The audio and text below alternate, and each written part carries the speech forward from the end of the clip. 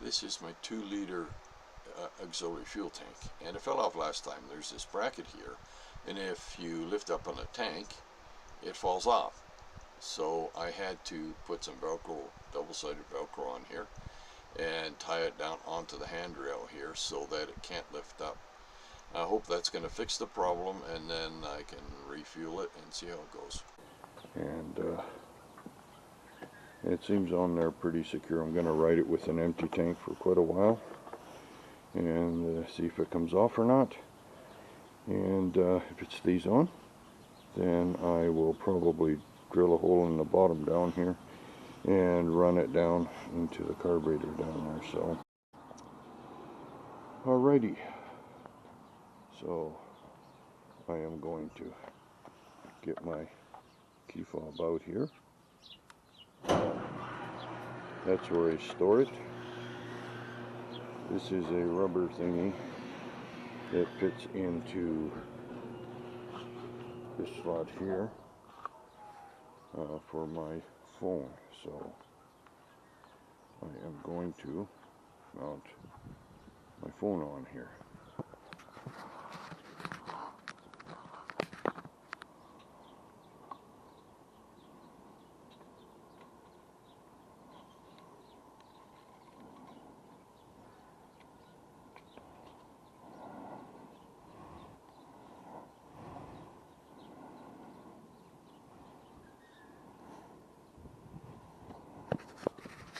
Okay, so phone's all connected up. There is a tab here, which I'm going to flick over, and that should lock the phone in place there. This is my USB charger adapter, so if I turn that on, you can see 12.4 volts. Okay, sounds good. Lock this up, stick my key in there, turn it on, hit the choke all the way down.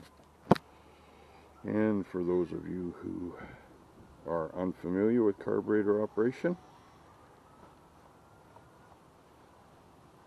that's pumping fuel into the carburetor.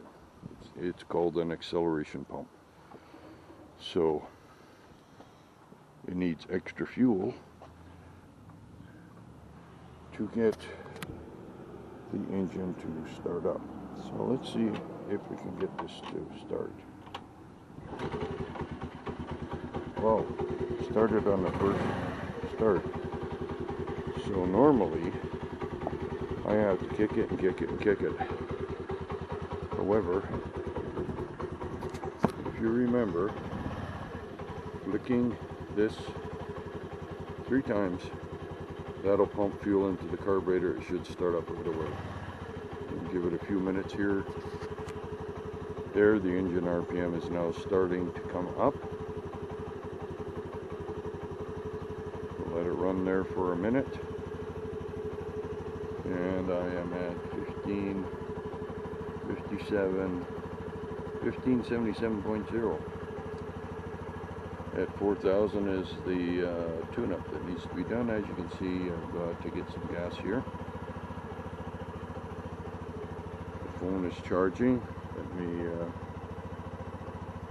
open that up. This is the route I'm going to be following today.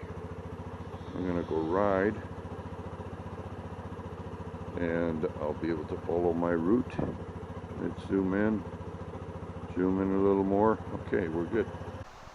Today's ride, I'm testing Honda Navi Friendly Route in Calgary, Alberta.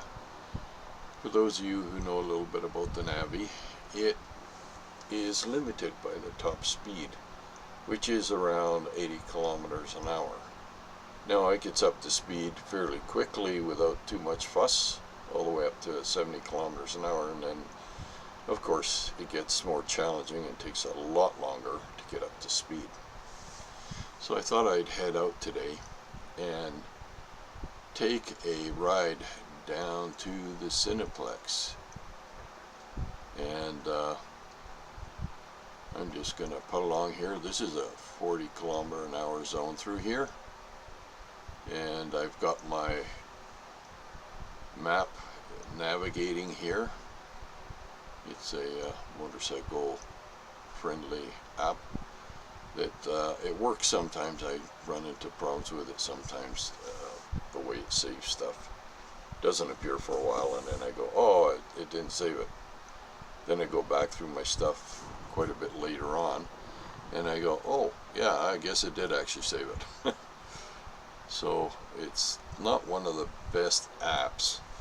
The one that I really like to use is called Speedometer 55, and it's made so that you can put in the size of your gas tank, put in how many kilometers per liter you get for fuel and all that kind of fun stuff. So I use it on my CBR 125 on my iPhone 8, and it allows me to have a good idea when I'm going to get low on fuel. Even though it's got a fuel gauge on it, I want to be able to make sure I'm going to get to a fuel stop before I run out. And sometimes I do quite a bit of riding out in the countryside where there aren't any gas stations. And I'm coming down here, and I just realized that my gas gauge is quite low. I think I had better turn around here and go back and get some gas. So I'm just going to pull into the bus stop here. It's one that they built a while ago, a couple of years ago. I don't know if they're actually even using it. It's a new route, so I'm going to make sure I've got my iPhone 6 is the one that I use with Speedometer 55. And yep, my iPhone 8's working good.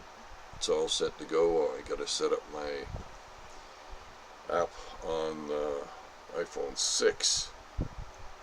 I've got like 3 phones, so it takes me a little while to find out which one's where. There it is. There's my iPhone 6. And I forgot to start the app. So, there we go. Now I'm going to get it started here, shut it off, and it'll record the route. So, for those of you who have phones that, and you've only probably got one phone that actually has a SIM card in it.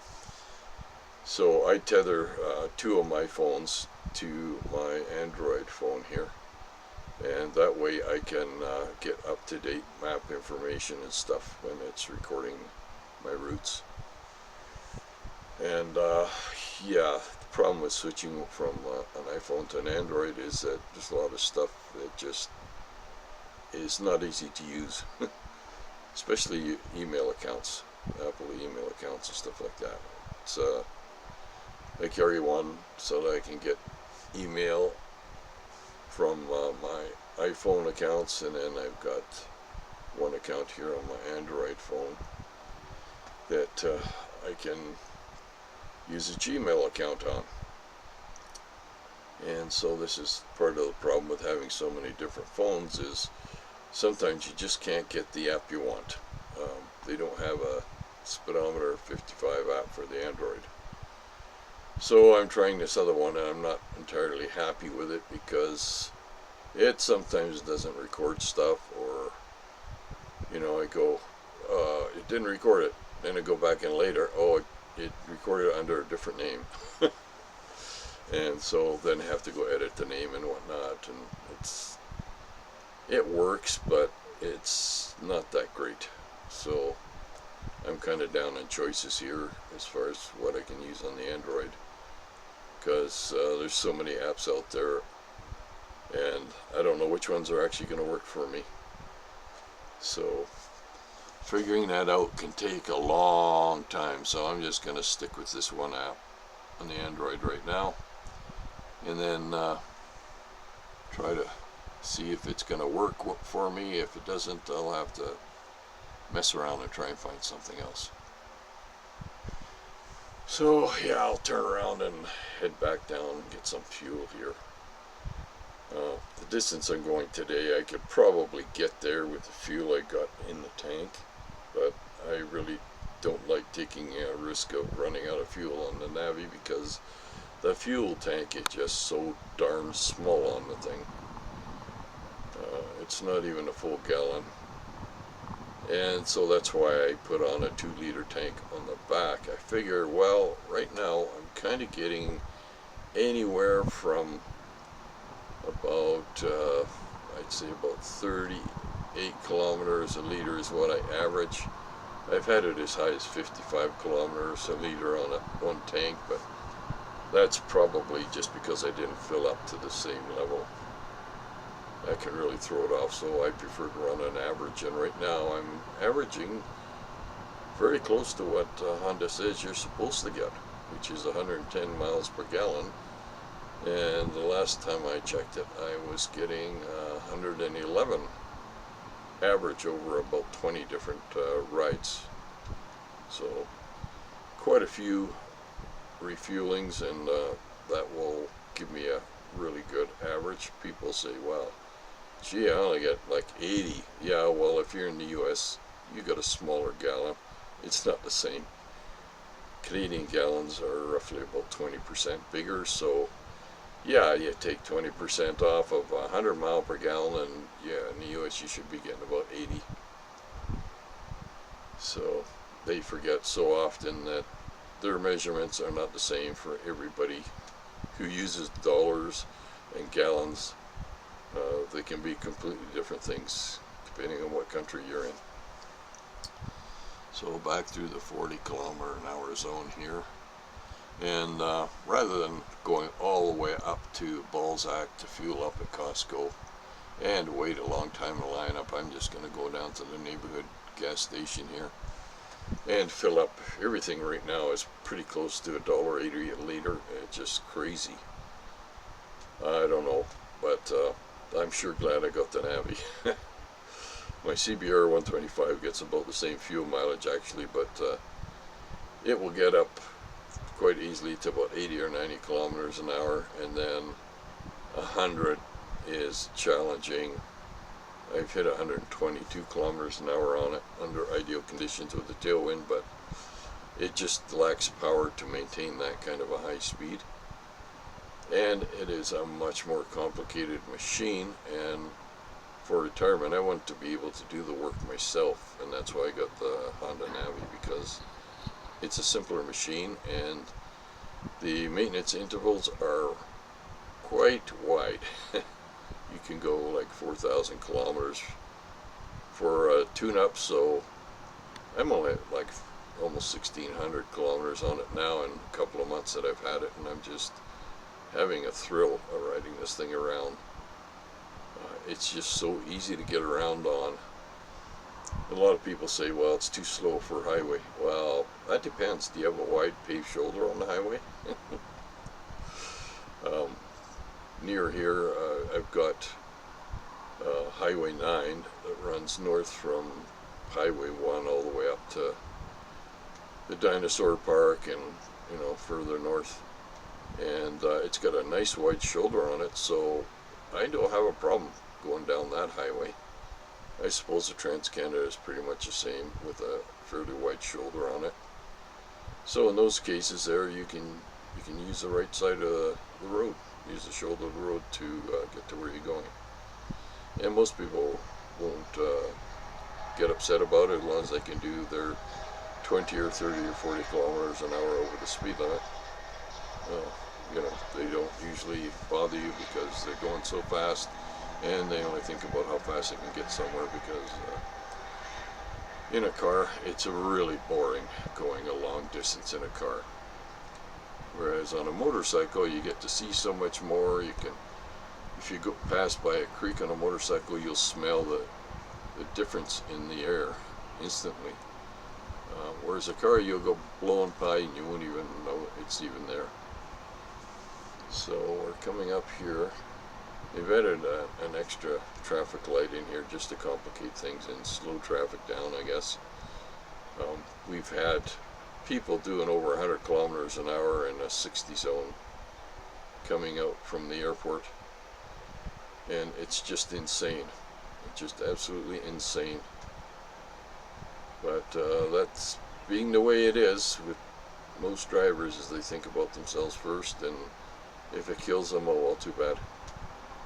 I don't think to worry too much about it. Anyway, so let's see here. We're gonna get over here and almost at the pumps here. My friendly neighborhood petrol can. Yeah, I go here because it's just so close, but a lot of times they're printing on the machine. You know, they didn't refill it with paper or something. But it happens to be one of the cheaper places in close to my neighborhood here. So, yeah, here we are. Turn it off, and then I gotta put it on the center stand. Turn off my cell phone charger here at the same time, because the Navi battery is pretty small. It's only like 4 amp, and the phone doesn't need to charge up. It's pretty well charged. And in the fuel compartment, that's where I keep my garage door opener. Sometimes I keep other things in there that I need handy, but it comes in handy for a little storage space. And as you can see, I've got a watch stuck on the tank lid there, because well, why not take the strap off and use some of that alien tape, and that'll stick it on there, and you can get something with a nice big dial on it there. And see, watch the fuel cap there. See, I'm putting it on the way that Honda says to do it, and it won't stay there. It'll fall off. So you actually got to point the narrow end down, and then it sits in there and it won't come loose. Let's see what we're doing here. Okay, time to pay for the fuel, put it away, and wait for the machine to get going here.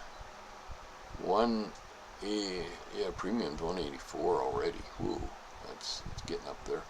I'm just gonna use regular today, so that's still around $180 a liter. Now with the Honda Navi, when you stick the nozzle in, you try to not flush it through there at full speed, because you're gonna get spray everywhere. Just got to do it real easy, and they say in the manual not to fill it up below the lip of the filler neck, because then it will draw the fumes and the fuel into the, what do they call it, the carbon filter in there. You don't want to get fuel in there, so that's why they don't allow you to fill it all the way to the top. Printing, yeah, it's not printing.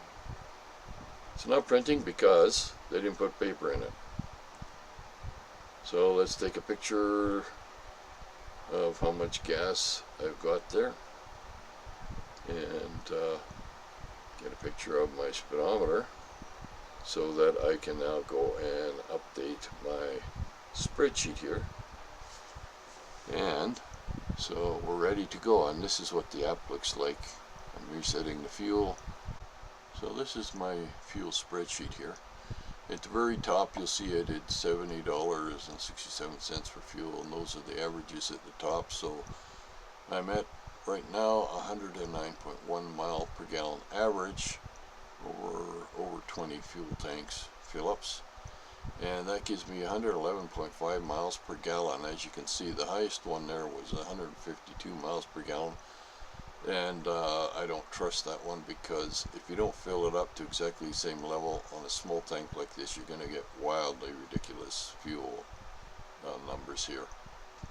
So today it's $1.73 a liter, and normally I get about let's see, what was it, 35 up to 48, no, up to 54 kilometers per liter. So anywhere from 35 to 54 kilometers per liter is what I get, and that would give me a maximum fuel range of 135 kilometers, which is why I want to have that 2-liter fuel tank on there. That should give me an extra 80 kilometers worth of fuel. And yeah, so today I'm now at 1584.1 kilometers on this fill up.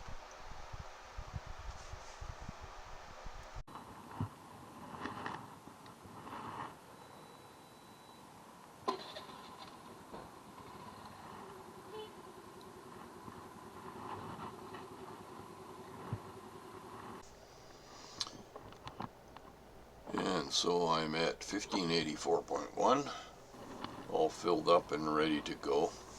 So I usually get about 2 days of driving on it, and I usually do anywhere from 20 to 40 kilometers on a ride, sometimes a little bit more. And we're just gonna turn onto this is Harvest Hills Boulevard, going past the bus stop. The Navi's shocks are a bit hard. They're a little bit harsh because they don't have much travel on them. But as you can see already, we're up to 60 kilometers an hour on this road. And for the Navi, you want to try and stay on routes that are 70 kilometers an hour or less. And so I've been going through some maps on the city of Calgary. I searched Calgary speed limits and found a map that had everything all marked out, color-coded for different speeds.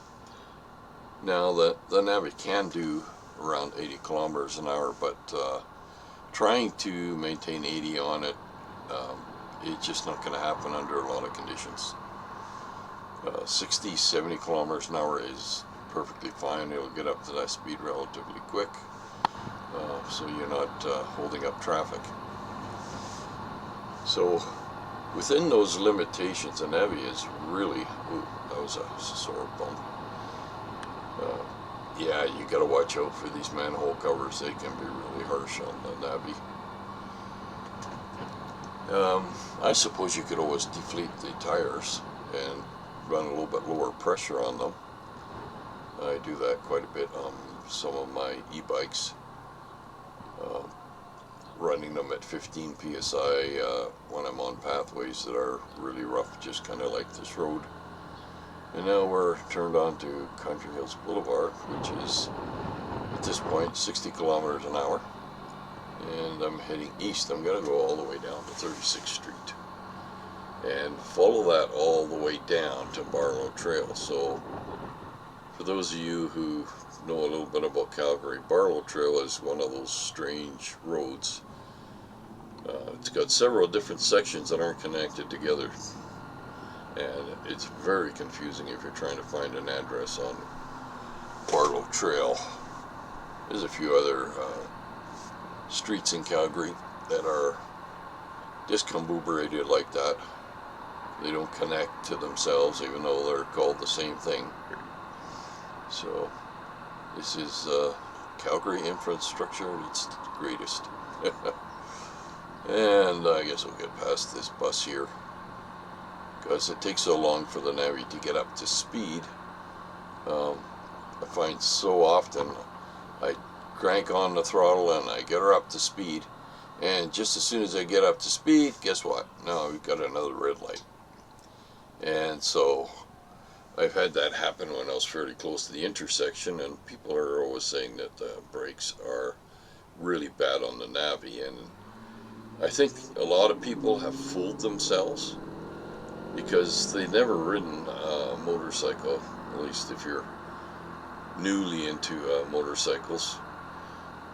Most of them are all disc brake now, and people who have never used drum brakes don't know what to expect, and so they're all going, oh, the brakes are really bad.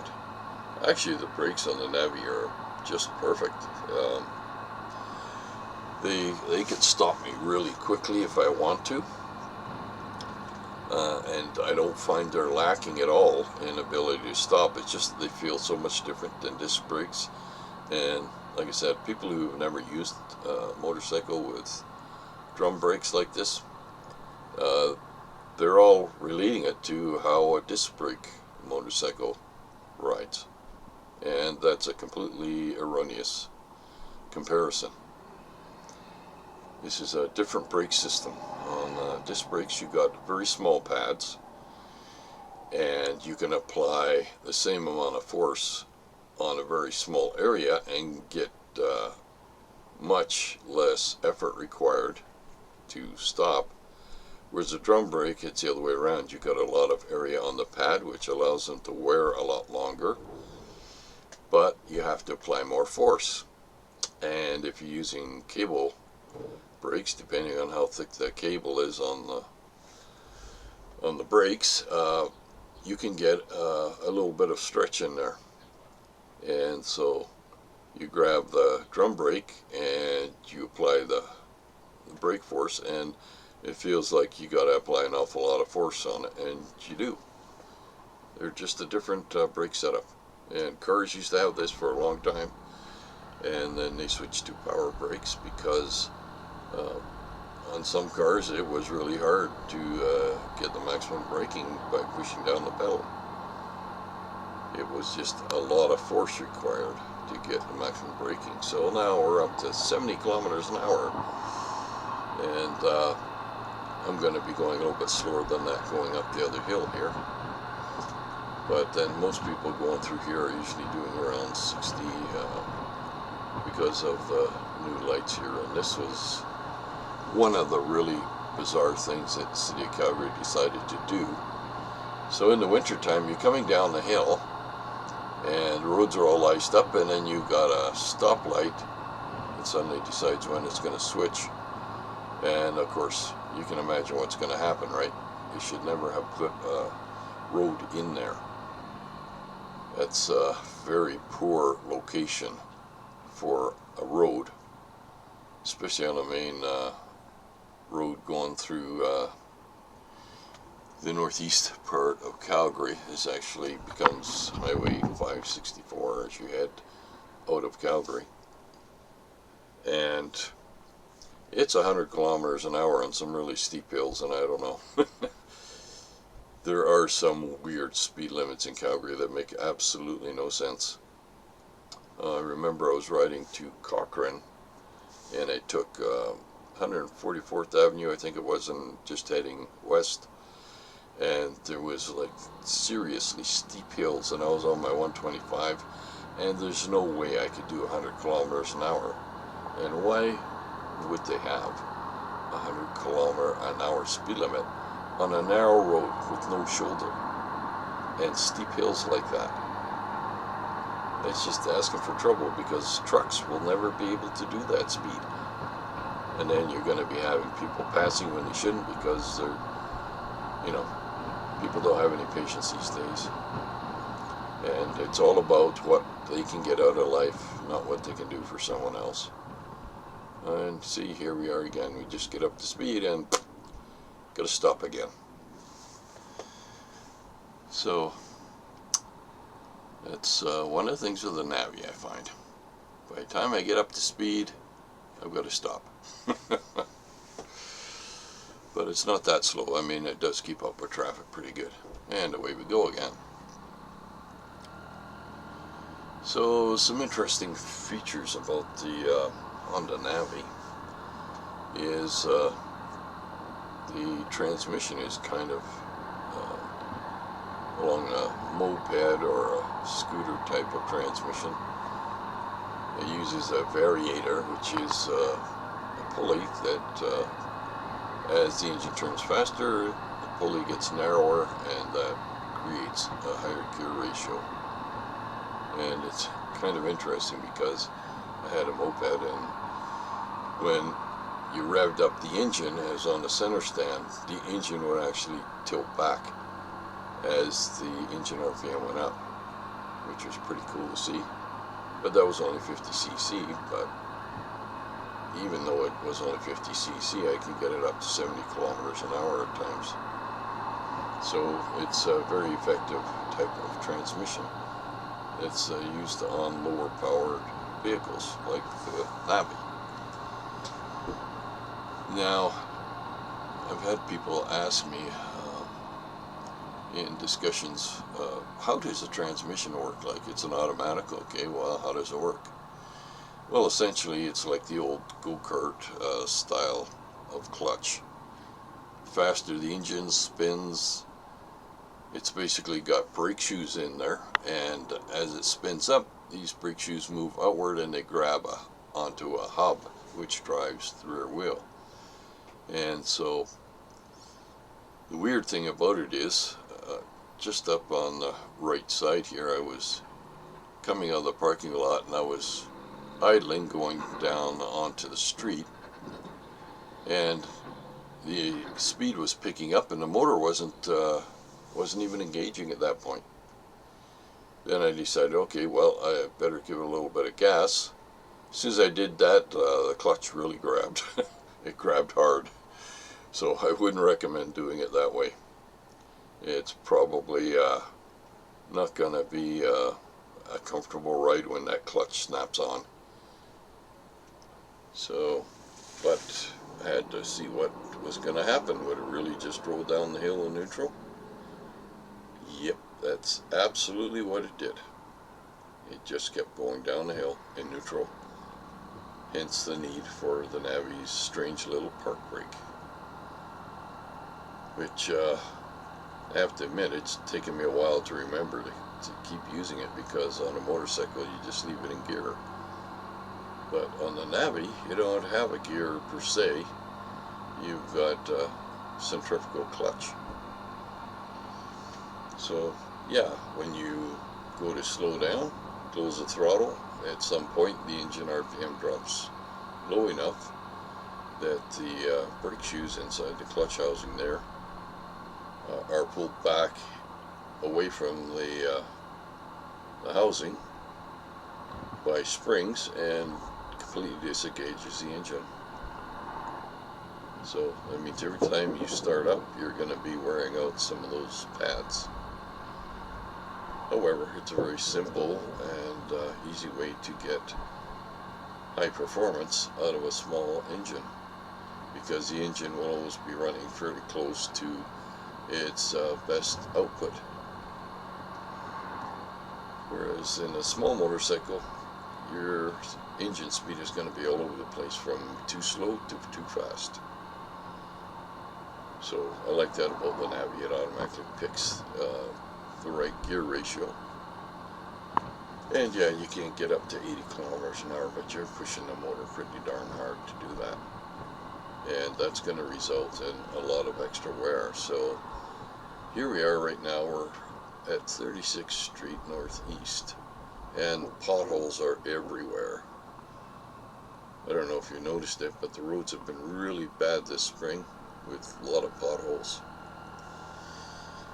Now this section of the road here starts out at 60 kilometers an hour, and then by the time I get down to 80th Avenue, it narrows to one lane in either direction, and the speed limit drops to 50, which is ideal for the Navi.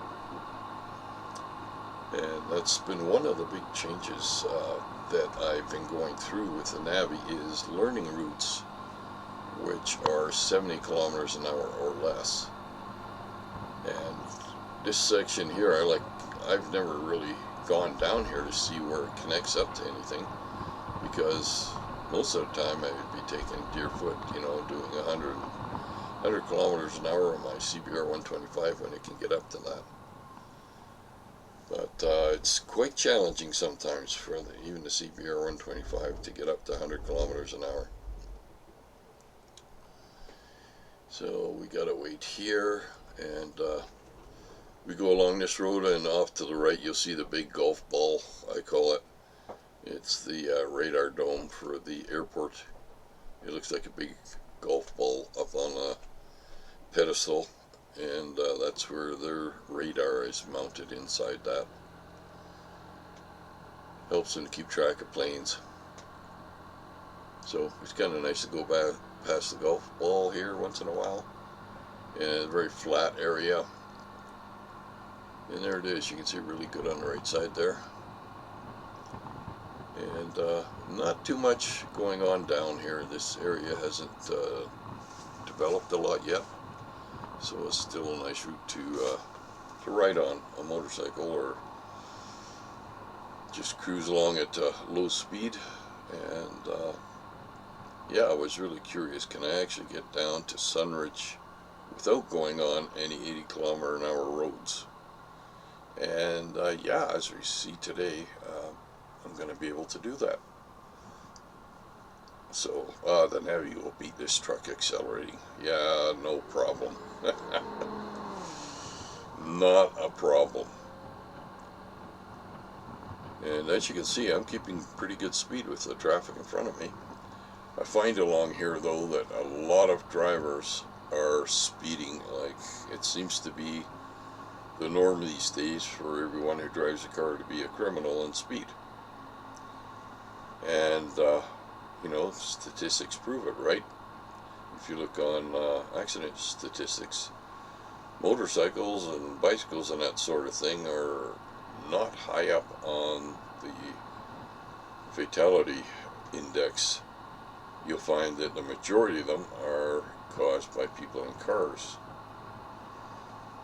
And which is rather interesting, because people buy a car because of the extra metal on it, around it, you know, to keep you safe. And yet there's a lot of head injuries in cars because people aren't wearing a helmet when they're driving. And guess what is within a few inches of your head? Well, metal doorposts, you know, glass, that sort of thing. And yeah, you got a nice shell around you to kind of make you feel more secure than perhaps what you should.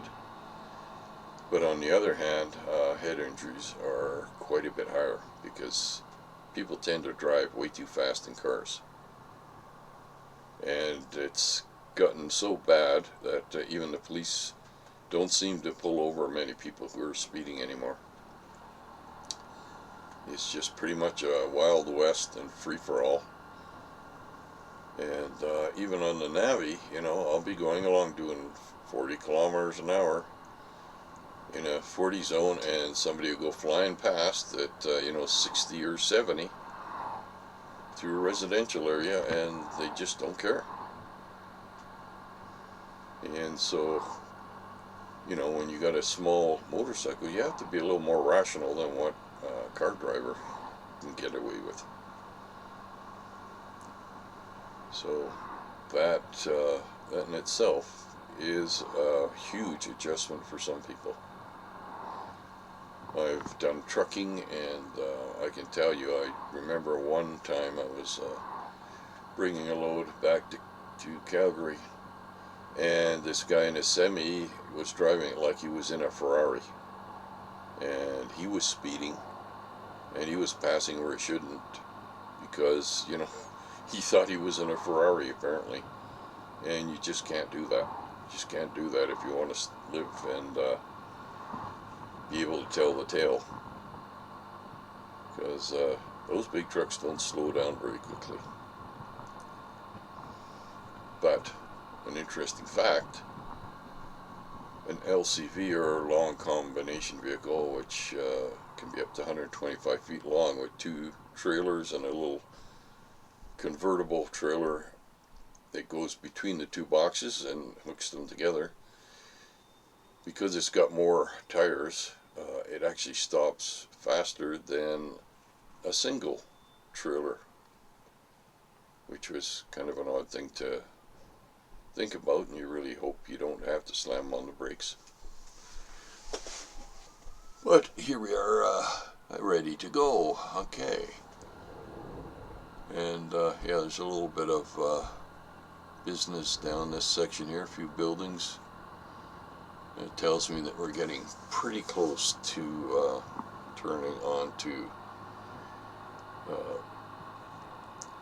the main road going down to Sunridge. Yeah, so we're almost there. And big area on the right there, a lot of the airport you can see along here. It's just it's a nice little quiet ride. And yeah, the Navi does get up hills pretty good. I'm trying to learn all the routes that I can take on the Navi, and a lot of people say the Navi is too slow, but it depends where you ride, really. If you stay on, if you're living near a city and a lot of the roads are 70 kilometers an hour or less, then you're absolutely fine. You can keep up with the speed. And let's see, yeah, here we are, 50 kilometers an hour now, so we're almost at the end of this road. So 36th Street, I believe it becomes 48th Avenue as it curves towards the west. And there's quite a few big potholes down here too. But yeah, the Navi's just a fun little bike, and it's very capable. As long as you're doing 70 kilometers an hour or less, you won't have any problem keeping up the speed. Especially it's great for exploring parts of your city. With a motorcycle, the stop start, it gets old after a while. You gotta keep shifting, and especially on a small size engine, on a motorcycle, you're doing a hell of a lot of shifting, getting around town. With the Navi, you just crank on the throttle and away you go. Yeah, so one other quirk, I was out doing a ride this morning on the Navi and I forgot something. So I used the acceleration pump on the carburetor, which is flicking the throttle open 3 times. I wanted to pull out the Kickstarter and see, is it going to start real easy, and it didn't start, and I thought, something wrong with this. I tried the engine starter, electric start, it wouldn't start. And then it just kind of hit me, I forgot the choke. I'm so used to on my other bike with it being fuel injection that you just hit the starter and away you go, and the Navi definitely does need the choke. Even it's a fairly warm day that it was this morning, it still needed that choke to get it to fire. And of course, once I remembered that, well, okay, now I know. It doesn't take that long to kickstart it normally, as long as I remember to put the choke on. So here we are, Barlow Trail Northeast, and the maximum speed is 70 kilometers an hour, and a lot of people are doing 80 or faster on it, and with not a cop in sight. And this is, we're almost getting to where I need to be. I bypassed Deerfoot, which is 100 kilometers an hour. Some of it's 80 right now because they got construction going on. So technically you could probably do some of that on a Navi going full bore.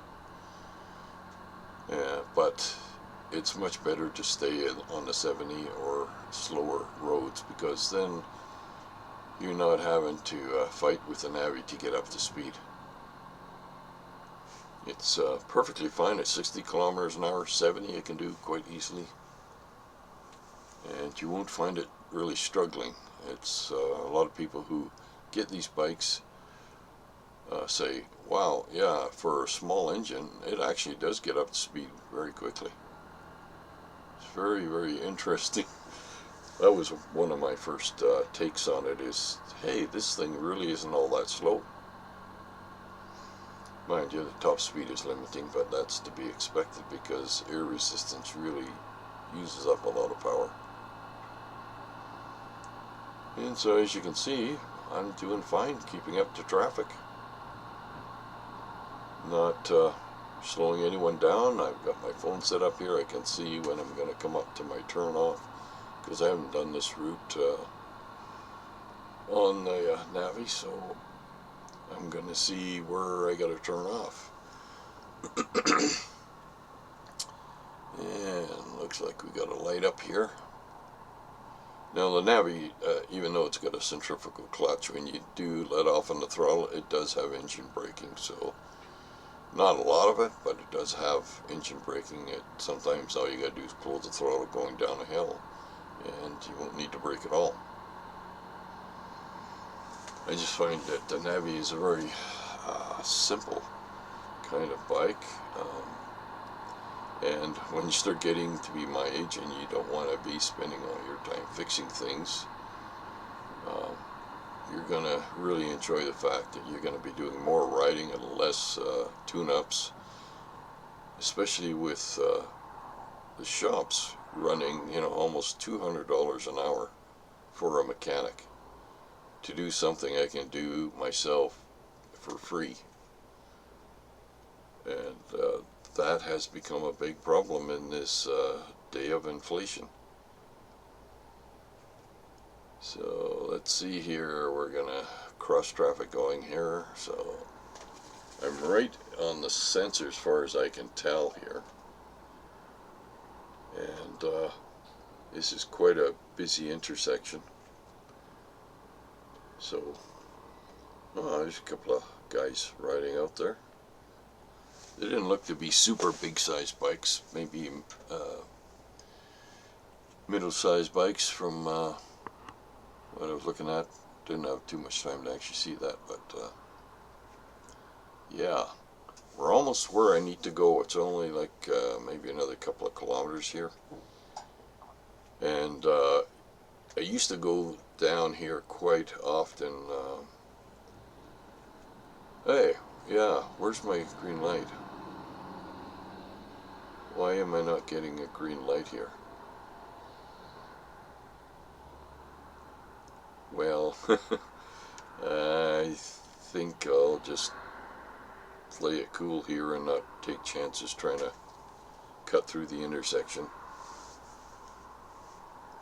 But yeah, you're going to find some intersections in Calgary, the sensors just don't work very well. And that's another thing that most drivers are not taught. It's an important part of driving, and yet it's not even required when you go get a license. And that is to recognize where the magnetic sensors are in the road. Because if you're not on the sensor, the older system they used to use, you could sit there for hours and you would never get a signal to turn. See, they're turning. Why shouldn't I be getting a green light to turn?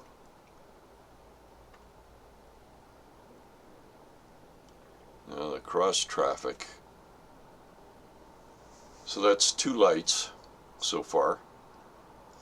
And so I'm just going to move the bike a little bit over to the right a little more and see if maybe that's going to get the signal to work.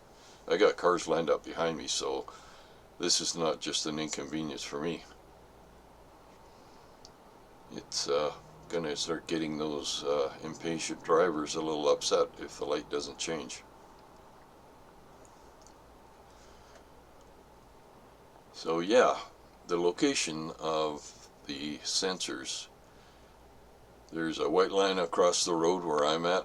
Okay, finally green light. It's a miracle. I'm going to get over to the right lane because I'm almost where I'm supposed to go.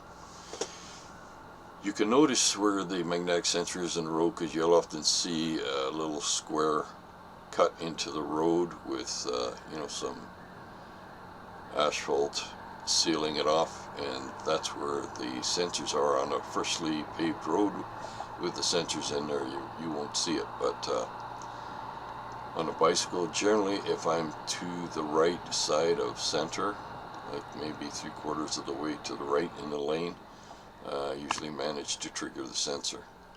Whoa, now that was scary.